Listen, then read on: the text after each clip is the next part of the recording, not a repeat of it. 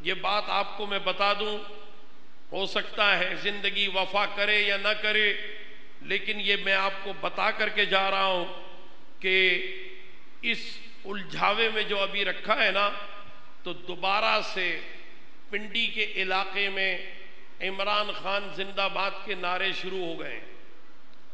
کل یہ نعرے کراچی میں بھی شاید لگ جائیں گے، یہ نعرے اور دوسرے علاقوں میں بھی شاید لگ جائیں گے، کیونکہ پھر برطانیہ کا، امریکہ کا اور اسرائیل کا دباؤ ہے کہ عمران خان کو پھر لایا جائے تاکہ قائدیانی آرڈیننس اور 295C ناموس رسالت کا جو قانون ہے اس کو ختم کیا جائے، اور اسے صرف عمران خان ہی ختم کر سکتا ہے، کوئی اور نہیں ختم کرے گا.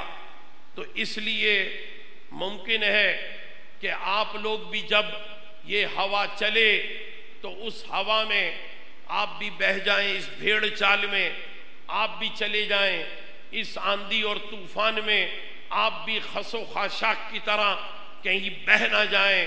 تو اس وقت ذرا غور کر لیجئے گا، سمجھ لیجئے گا کہ یہ شخص یعنی عمران خان یہ ایک ایسا شخص ہے کہ جس نے اداکار سدھو کو کرتارپور بارڈر کے افتتاح کے موقع پر بلا کر اس سے تقریر کروائی تھی، اور وہ سکھ سدھو جو ایک انڈیا سے آنے والا شو جو دبئی سے چلتا ہے، کپل کا شو، اس کپل شرما کے شو میں یہ سدھو بیٹھا ہوتا ہے، خبیث بڑے قہقہے لگاتا ہے.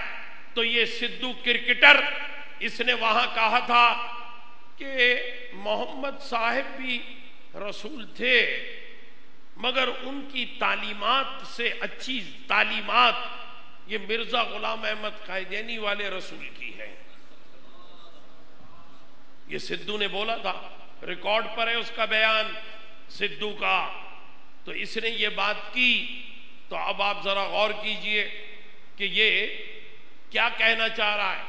اس کی تصدیق بھی ہو سکتی ہے، صرف سدھو کی بات نہیں ہے، اور بھی آپ زیادہ دور نہیں، یہ قریب میں لیاقت آباد سے آگے چلے جائیں فیڈرل بی ایریا، وہاں پر گلبرگ میں وہاں فیضان نورانی مسجد ہے. فیضان نورانی مسجد کے قریب ہی جاوید میاں داد کرکٹر کی ماں رہتی ہے.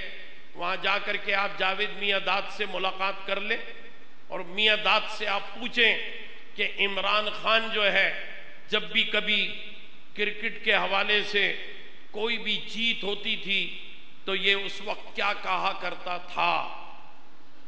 یہ نماز نہیں پڑھتا تھا، یہ سجدہ شکر نہیں بجا لاتا تھا، اگر جیت جائیں تو بس یہ کہتا تھا کہ بھئی مجھے تو اپنے نانا کی بات یاد ہے کہ جب بھی کامیابی ملے تو مرزا غلام احمد قائدیانی کا شکریہ ادا کرو.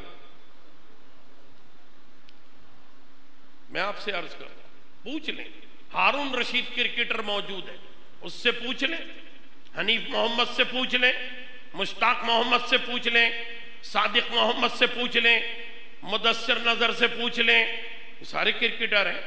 تسلیم عارف کو تو اس نے پیشکش کی تھی کہ دیکھ تو بڑا غریب آدمی ہے، میں تجھے قائدیانی بنا دیتا ہوں، تیرا گھر جو ہے وہ نازم آباد میں گجر نالے پر ہے نا، منصور اختر اور تسلیم عارف وہاں کے رہنے والے تھے، تو وہ نالے پہ تیرا جھوپڑا بنا ہے، وہاں سے تجھے ڈیفینس میں لے آؤں گا، ڈیفینس کا بنگلہ دے دوں گا تجھے.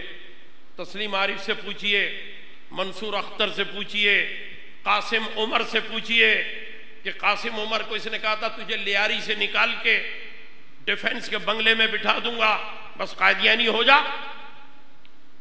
تو یہ کرکٹر ہونے کے ناطے اور پاکستانی ٹیم کا کپتان ہونے کے ناطے تبلیغ کرتا تھا قائدیانیت کی.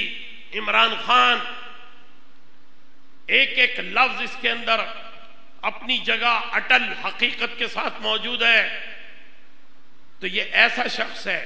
تو ایسے شخص کو آپ جب الیکشن میں آئے تو اس وقت سوائے اس کے کہ اس پر سنگ باری کی جائے، اس کو سنگسار کر دیا جائے، کیونکہ زانی تو ہے یہ.